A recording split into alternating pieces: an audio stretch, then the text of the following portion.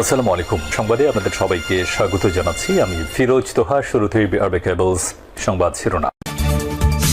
প্রথমে জানিয়ে দিব, মাদুরোকে তুলে আনায় ট্রাম্পকে স্যালুট জানালেন নেতানিয়াহু। তারপরে জানিয়ে দেব, কম্বোডিয়ার বিরুদ্ধে যুদ্ধাপরাধের অভিযোগ করল থাইল্যান্ড।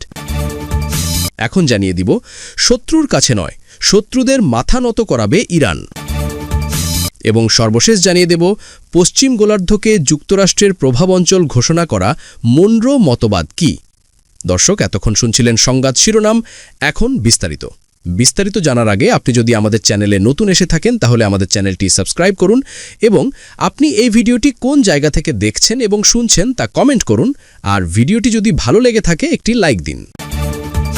মাদুরোকে তুলে আনায় ট্রাম্পকে স্যালুট জানালেন নেতানিয়াহু।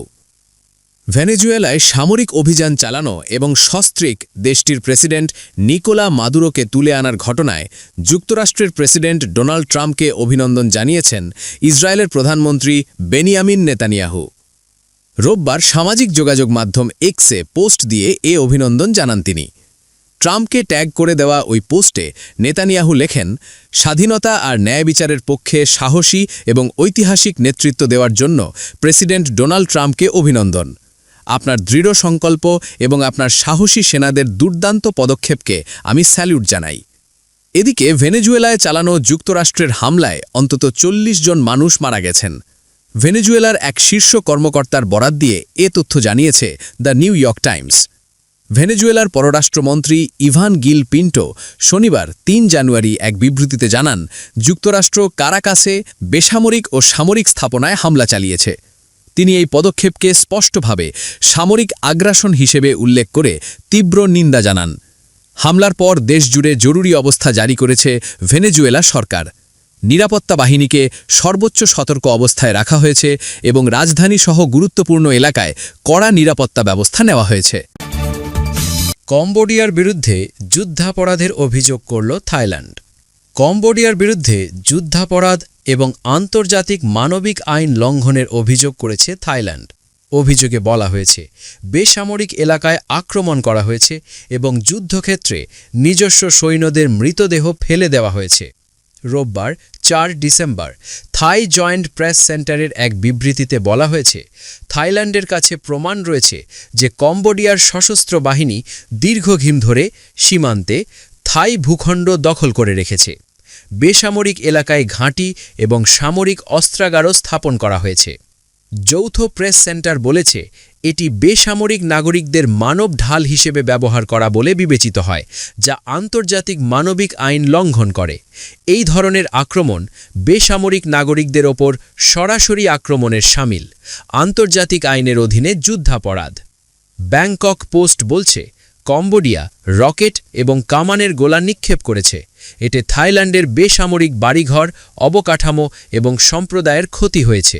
এছাড়াও সশস্ত্র সৈন্য চলাচল, সীমান্তের আন্তঃসীমান্ত গুলিবর্ষণ এবং যুদ্ধবিরতি লঙ্ঘনের মতো পরিকল্পিত উস্কানোমূলক ঘটনা ঘটেছে।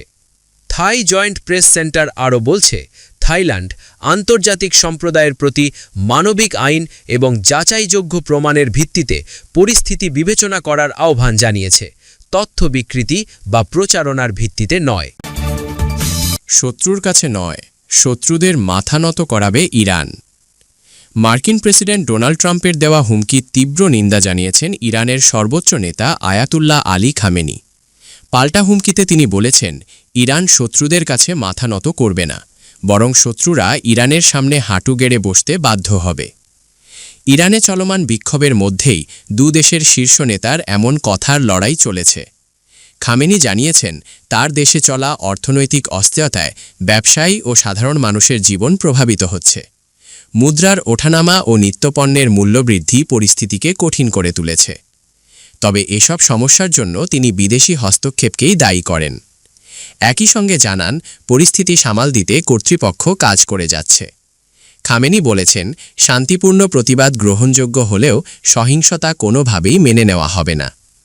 খামেনি কর্মীদের প্রতি আহ্বান জানান, যেন তারা শান্তিপূর্ণ আন্দোলনকারীদের সঙ্গে সংলাপে বসেন এবং দাঙ্গাকারীদের বিরুদ্ধে কঠোর ব্যবস্থা নেন।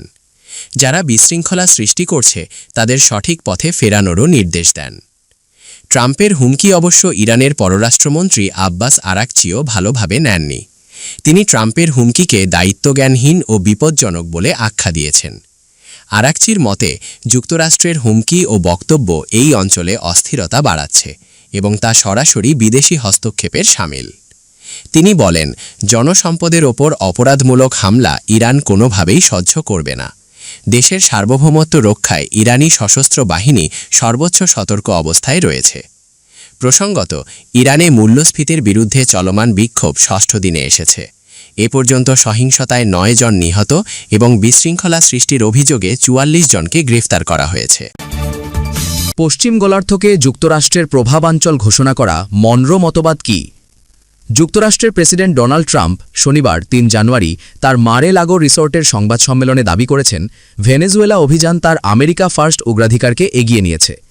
সেটি কিভাবে ঘটেছে তা বোঝাতে গিয়ে ট্রাম্প বলেন, ভেনেজুয়েলায় পদক্ষেপ দেখিয়েছে পশ্চিম গোলার্ধে আমেরিকান আধিপত্য আর কখনও প্রশ্নবিদ্ধ হবে না। ট্রাম্প জানিয়েছেন, ভেনেজুয়েলায় হামলা মনরো মতবাদের সঙ্গে গভীরভাবে সম্পর্কিত। বিবিসি জানিয়েছে, ট্রাম্প মনরো মতবাদকে নতুন করে ডনরো মতবাদ নামে অভিহিত করেছেন। এই মনরো মতবাদের জনক যুক্তরাষ্ট্রের ৫ম প্রেসিডেন্ট জেমস মনরো। এটি যুক্তরাষ্ট্রের একটি পররাষ্ট্রনীতি ছিল। সাবেক প্রেসিডেন্ট মনরো ১৮২৩ সালে এটি ঘোষণা করেছিলেন। ওই সময় এই নীতি ছিল পশ্চিম গোলার্ধে ইউরোপীয় উপনিবেশ বিরোধী। এর মোদ্দা কথা ছিল ২ আমেরিকা মহাদেশকে ইউরোপীয় ঔপনিবেশিক শক্তির বিস্তার থেকে মুক্ত রাখা, আর পশ্চিম গোলার্ধে তাদের কোনো নতুন উপনিবেশ স্থাপন বা হস্তক্ষেপকে যুক্তরাষ্ট্রের নিরাপত্তার প্রতি হুমকি হিসাবে গণ্য করা। ২ আমেরিকা মহাদেশ এবং ইউরোপের প্রভাব বলয় পৃথক থাকবে। এর বিনিময়ে যুক্তরাষ্ট্র ইউরোপের রাজনীতিতে হস্তক্ষেপ করবে না। ১৯০৪ সালে ইউরোপীয় পাওনাদাররা লাতিন আমেরিকার দেশগুলোকে হুমকি দিলে যুক্তরাষ্ট্রের তৎকালীন প্রেসিডেন্ট থিওডর রুজভেল্ট মনরো মতবাদকে আরও সম্প্রসারিত করেন। লাতিন আমেরিকার কোনো দেশ যদি তাদের স্থিতিশীলতা নিশ্চিত করতে না পারে, তাহলে সেখানে যুক্তরাষ্ট্রের হস্তক্ষেপ অনুমোদন করেন তিনি। এই নীতি পশ্চিম গোলার্ধে যুক্তরাষ্ট্রের আধিপত্য প্রতিষ্ঠা করে এবং লাতিন আমেরিকার দেশগুলোর উপর মার্কিন প্রভাবের ভিত্তি স্থাপন করে। এর ভিত্তিতে পরবর্তী ২ দশক ধরে হাইতি, নিকারাগুয়া ও ডমিনিকান প্রজাতন্ত্রে মার্কিন হস্তক্ষেপের বৈধতা দিতে এটি ব্যবহার করা হয়। ডনরো নামটি ট্রাম্পের ডোনাল্ড এবং মনরো মতবাদের একটি সংমিশ্রণ। এটি ট্রাম্পের পররাষ্ট্রনীতির নতুন নাম, যা মার্কিন বিশেষজ্ঞদের দেওয়া। আগের ধারাবাহিকতায় তৈরি করা এই মতবাদ পশ্চিম গোলার্ধে যুক্তরাষ্ট্রের প্রভাব ও নিয়ন্ত্রণ সুদৃঢ় করার একটি কঠোর কৌশল। এটি লাতিন আমেরিকার রাজনীতিতে মার্কিন আধিপত্য প্রতিষ্ঠা ও অভিবাসন নিয়ন্ত্রণের ওপর জোর দেয়।